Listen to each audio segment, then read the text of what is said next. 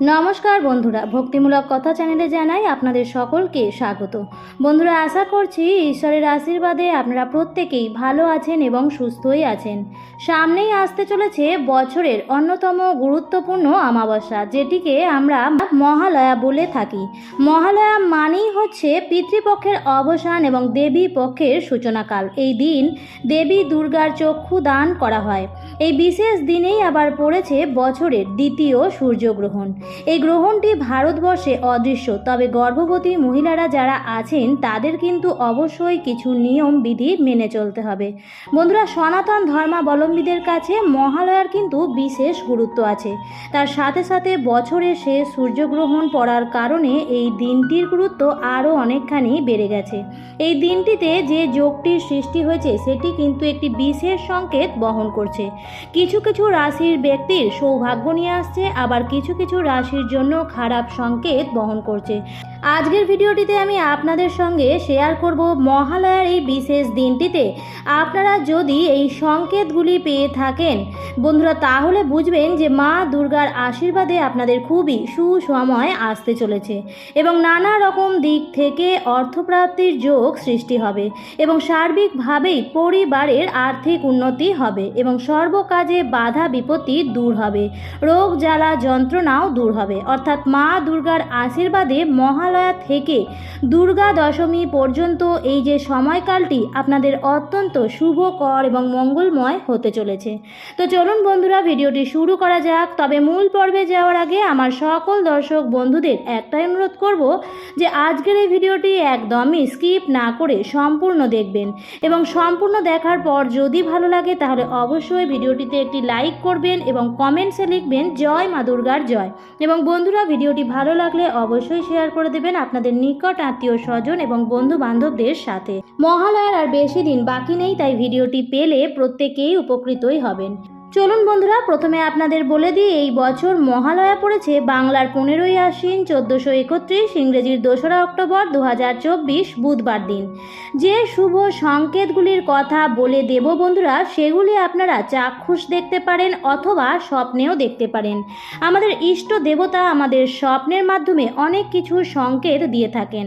অনেক সময় আমাদের আশেপাশের ঘটে থাকা কিছু ঘটনা অথবা আমাদের চোখের সামনে হয়ে থাকা কিছু জিনিসের মাধ্যমেও আমাদের সংকেত দিয়ে থাকেন, কিন্তু আমরা সাধারণ মানুষ সাধারণ চোখ দিয়ে সেই সংকেতগুলি দেখে বুঝতে পারি না যে সেটি ঈশ্বর প্রদত্ত সংকেত বা শুভ সময় আসার সংকেত। বন্ধুরা, অনেক সময় খেয়াল করে দেখবেন যে যদি কোনো ব্যক্তি কোনো সমস্যায় ভীষণভাবে জর্জরিত হয়ে থাকে, তাহলে সেই ব্যক্তি ঘুমের মাধ্যমেও অথবা কোনো কিছুর মাধ্যমেও তার সাথে এমন ঘটনা ঘটে যে তার নিজের মনে সেই বিষয় নিয়ে কিছু পজিটিভ অনুভব হয়। বন্ধুরা, এটি কিন্তু কোনো কাকতালীয় ঘটনা নয়। আজকের ভিডিওতে আমি আপনাদের বলে দেব সেই সংকেতগুলির কথা, যেই সংকেতগুলি আপনারা পেতে পারেন মহালয়ার দিন থেকে দুর্গা দশমীর মধ্যেকার এই সময়কালে। এবং যদি এই সংকেতগুলির মধ্যে থেকে একটি বা দুটি সংকেতও আপনি পেয়ে থাকেন বন্ধুরা, তাহলে বুঝবেন স্বয়ং মা দুর্গার আশীর্বাদ আপনি পাচ্ছেন এবং খুব তাড়াতাড়ি আপনার অর্থনৈতিক ভাগ্যের উন্নতি ঘটতে চলেছে। প্রথম যে সংকেতটির কথা আমি বলবো সেটি হচ্ছে লক্ষ্মী পেঁচা দেখা। এটি আপনি স্বপ্নেও দেখতে পারেন অথবা চাক্ষুষও দেখতে পারেন। অর্থাৎ আপনার বাড়ির উঠোনের কোনো গাছে অথবা আপনার ছাদে যদি আপনি লক্ষ্মী পেঁচা দেখতে পান যে আপনার বাড়িতে লক্ষ্মী পেঁচা এসেছে বসেছে অথবা দেখতে পারেন যে স্বপ্নে, তাহলে বুঝবেন যে এটি অত্যন্ত শুভ সংকেত। এই স্বপ্নটি যদি আপনি মহালয়া থেকে দুর্গা দশমীর মধ্যেকার অর্থাৎ নবরাত্রির এই সময়কালে দেখতে পান বন্ধুরা, তাহলে বুঝবেন যে কিছু দিনের মধ্যেই আপনার অর্থনৈতিক ভাগ্যের উন্নতি হতে চলেছে। লক্ষ্মী পেঁচা কিন্তু সুখ শান্তি সমৃদ্ধির প্রতীক। লক্ষ্মী পেঁচা কিন্তু স্বয়ং মা লক্ষ্মীর আগমনকে বোঝায়, তাই এটি কিন্তু অত্যন্তই শুভ সংকেত। তাহলে বন্ধুরা, যদি স্বপ্নটি দেখে থাকেন তাহলে আপনি মনে মনে খুশি হয়ে যান এবং এই যে স্বপ্নটি দেখেছেন সেই কথাটি আপনি কাউকে বলবেন না। এই স্বপ্নটি দেখলে খুব ভালো ফল পাবেন। দুর্গা পুজোর সঙ্গে 9 সংখ্যাটি অতপ্রতভাবে জড়িত। 9 দিনে হয় নবরাত্রি। মা দুর্গার 9টি রূপ নমুখী রুদ্রাক্ষে স্বয়ং মা দুর্গার বাস। বন্ধুরা, আপনারা যদি আপনাদের স্বপ্নে 9 সংখ্যা বিশিষ্ট কোনো কিছু দেখে থাকেন, যেমন 9টি রাজহাঁস, অথবা দেখতে পারেন 9টি নারকেল, গোটা নারকেল হতে হবে বন্ধুরা, অথবা 9টি কলা গাছ, এরকম যদি আপনারা কিছু 9 সংখ্যা বিশিষ্ট দেখে থাকেন, অথবা 9টি পান সুপারি, এরকম 9টি সংখ্যা বিশিষ্ট শুভ জিনিস দেখে থাকেন মহালয়ার থেকে এই সময়কালে, অথবা হঠাৎ করে আপনার চোখের সামনে এরকম কোনো জিনিস চলে আসে যার মধ্যে 9টি সংখ্যক জিনিস রয়েছে, তাহলে বুঝবেন এটি মা দুর্গার থেকে প্রাপ্য কোনো শুভ সংকেত। আগামী নবরাত্রি আপনার জীবনে অত্যন্ত ভালো সময় এবং শুভ যোগ নিয়ে আসতে চলেছে। কিছু কিছু ফুল আছে যে ফুলগুলি ছাড়া মা দুর্গার পূজা হয় না, সেই ফুলগুলি পুজোয় আবশ্যিক এবং মা দুর্গার অত্যন্ত প্রিয় ফুল। সেই ফুলগুলি যদি আপনি স্বপ্নে দেখে থাকেন তাহলে বুঝবেন এটিও অত্যন্ত শুভ সংকেত। সেই ফুলগুলির মধ্যে প্রথমেই আসে পদ্ম ফুল, শিউলি ফুল বা কাশ ফুল। যদি আপনি দেখেন তাহলে বুঝবেন খুব ভালো সময় আসতে চলেছে। স্বপ্নে যদি নীল বা সাদা রঙের অপরাজিতা ফুল দেখাও কিন্তু অত্যন্ত ভালো সংকেত। নবরাত্রির সময় কুমারী পুজো করা হয়, অর্থাৎ ছোট্ট বাচ্চা কুমারী মেয়েকে মা দুর্গার রূপে পূজা করা হয়। এই পদ্ধতিটি বাঙালি এবং অবাঙালিদের ক্ষেত্রেও কিন্তু প্রযোজ্য। যদি স্বপ্নে আপনি ছোট্ট কুমারী বাচ্চা মেয়েকে দেখে থাকেন অথবা স্বয়ং মা দুর্গাকে দেখে থাকেন নবরাত্রির সময়কালে, তাহলে বুঝবেন আপনি অত্যন্ত ভাগ্যবান। এটি অত্যন্তই শুভ ইঙ্গিত বহন করছে। আপনার জীবনে খুব ভালো সময় আসতে চলেছে।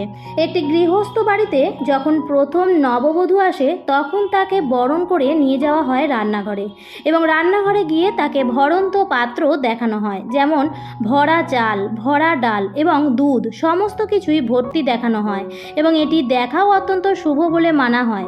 আপনি যদি স্বপ্নে এরকম দেখে থাকেন যে গোলা ভরা ধান, অথবা পাত্র ভরা চাল, অথবা পাত্র ভরা ডাল, দুধ, দই, অথবা দুধ উথলে পড়ছে, এরকম যদি ভরা পাত্রের স্বপ্ন দেখেন যার ভেতরে দুধ, দই বা মাখন অথবা চাল, ডাল, ধান এরকম জিনিস থাকে, তাহলে বুঝবেন বন্ধুরা এটাও খুবই ভালো সংকেত দিচ্ছে। আপনার জীবনে মা অন্নপূর্ণার আশীর্বাদ আসছে।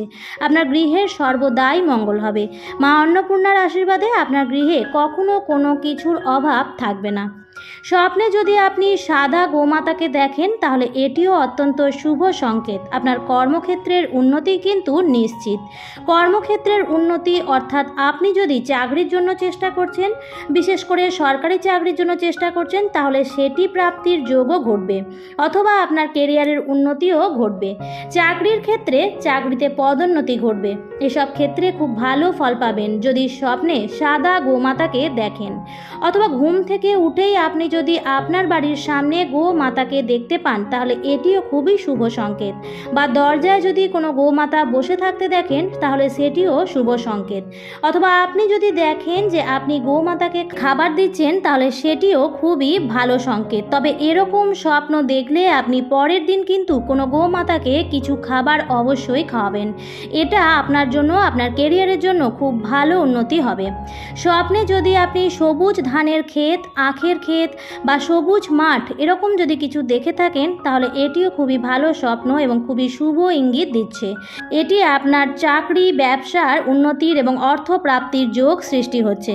এরকম স্বপ্ন কিন্তু খুবই ভালো। তাই নবরাত্রির এই সময়কালে যদি এরকম স্বপ্ন দেখে থাকেন তাহলে বন্ধুরা বুঝবেন যে খুব তাড়াতাড়ি আপনাদের জীবন পাল্টাতে চলেছে।